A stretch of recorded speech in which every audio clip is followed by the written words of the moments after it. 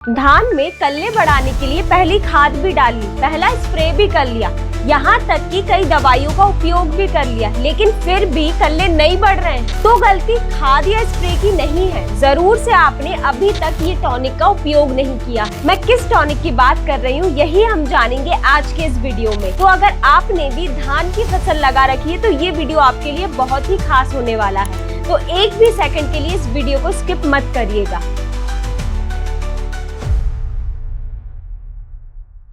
नमस्कार किसान भाइयों, स्वागत है आपका कात्यायनी ऑर्गेनिक्स के यूट्यूब चैनल में। किसान भाइयों, इस खरीफ सीजन आपने कोई फसल लगा रखी है और उसमें किसी भी प्रकार की समस्या से जूझ रहे हैं तो नीचे डिस्क्रिप्शन में दिए गए फॉर्म को जरूर भर दीजिएगा।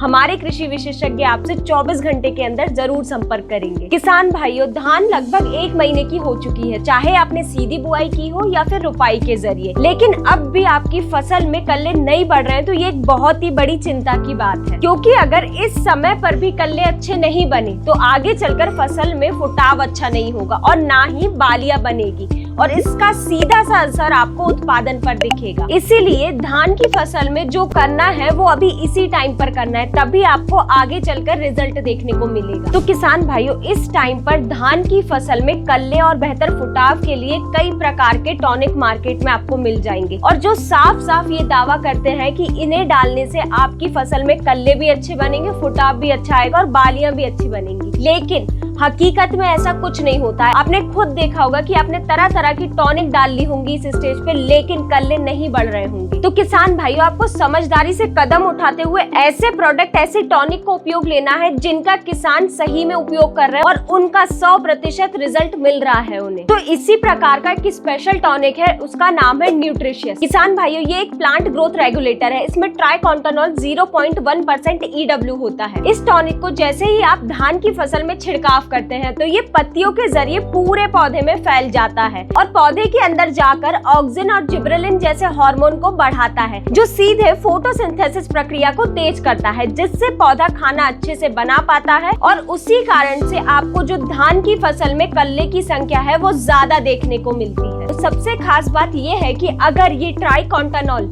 यानी कि न्यूट्रिशियस का आप ये धान की फसल में 3 स्टेजेस पे उपयोग करते हैं तो आपको बहुत ही बेहतरीन रिजल्ट मिलने वाले हैं। पहला स्प्रे आपको रुपाई के 25 दिन बाद करना है। अगर आप इस स्टेज पर ट्राइकोंटानॉल यानी कि न्यूट्रिशियस का स्प्रे करते हैं तो ये धान में अर्ली टिलरिंग को बढ़ावा देता है, जिससे धान की फसल में ज्यादा से ज्यादा कल्ले बनते हैं और हर एक पौधे में ज्यादा से ज्यादा फुटाव देखने को मिलता है। और इतना ही नहीं, ये न्यूट्रिशियस पौधे की जड़ों का फैलाव अच्छे से करता है जमीन में, जिससे पौधा जमीन से पोषक तत्व और पानी अच्छे से ले पाते हैं। तो किसान भाइयों, ये टाइम सबसे बेस्ट होता है धान में ज्यादा कल्ले और फुटाव लाने के लिए, तो आप 25 दिन पर स्प्रे जरूर करें न्यूट्रिशियस का। वहीं अगर आपकी फसल 1 महीने से ज्यादा की हो चुकी है तो आपको दूसरे स्प्रे के रूप में न्यूट्रिशियस को 45 दिन पर लेना है। इस टाइम पर धान की फसल में लगभग 80% कल्ले बन चुके होते हैं, लेकिन सबसे जरूरी ये होता है इस टाइम पर कि जो कल्ले बने हैं वो अच्छे मजबूत हो और उनका फैलाव अच्छा हो।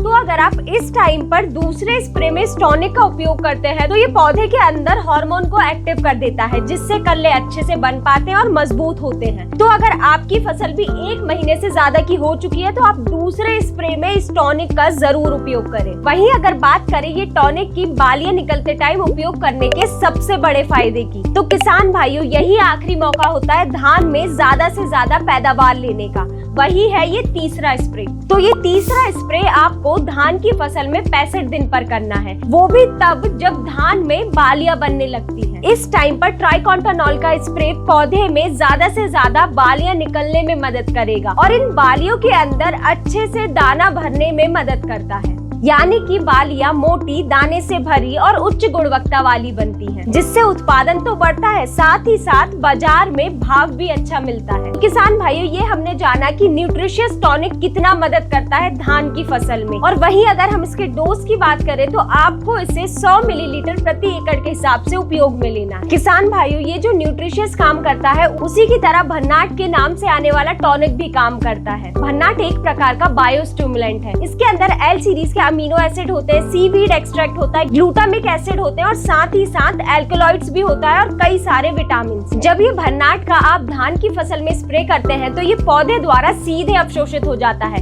जिससे पौधे को प्रोटीन बनाने के लिए ज्यादा मेहनत नहीं करनी पड़ती। पौधा अपनी सारी एनर्जी अच्छी ग्रोथ और कल्ले बढ़ाने में उपयोग करता है। साथ ही ये पौधे के अंदर जाकर एंजाइम्स को भी एक्टिव कर देता है, जिससे पौधे में ज्यादा से ज्यादा ऊर्जा बनती है और यही ऊर्जा पौधे में फोटोसिंथेसिस प्रक्रिया में सबसे ज्यादा काम आती है। जैसे इस टॉनिक का आप धान की फसल में स्प्रे करते हैं तो ये पौधे में अच्छे से अच्छा हरापन लाता है, जिस कारण फोटोसिंथेसिस प्रक्रिया पौधे में अच्छे से हो पाती है। और अगर फोटोसिंथेसिस प्रक्रिया तेजी से होगी तो पौधे में ज्यादा से ज्यादा एनर्जी बनेगी और यही एनर्जी पौधे में आगे चलकर ज्यादा से ज्यादा फुटाव, कल्ले बनने और बढ़वार में मदद करेगी। और इस भन्नाट टॉनिक के डोज की बात करें तो इसे आपको 250 मिलीलीटर प्रति एकड़ के हिसाब से उपयोग में लेना है। लेकिन ध्यान रखें किसान भाइयों, अगर आपने पहले स्प्रे में सीवीड एक्सट्रैक्ट को उपयोग में लिया है तो ये दोनों टॉनिक में से किसी एक भी टॉनिक को आपको 15 दिन बाद उपयोग में लेना है। तो किसान भाइयों, यही थे वो सारे टॉनिक जिन्हें आपको उपयोग में लेने से धान की फसल में ज्यादा से ज्यादा कल्ले बनेंगे। तीनों का रिजल्ट बहुत ही अच्छा है। अब यह आपके ऊपर है कि आप कौन सा उपयोग में लेते हैं। तो किसान भाइयों, अगर धान लगाए आपको ज्यादा समय हो गया हो तो भन्नाट के नाम से आने वाली टॉनिक का उपयोग करें।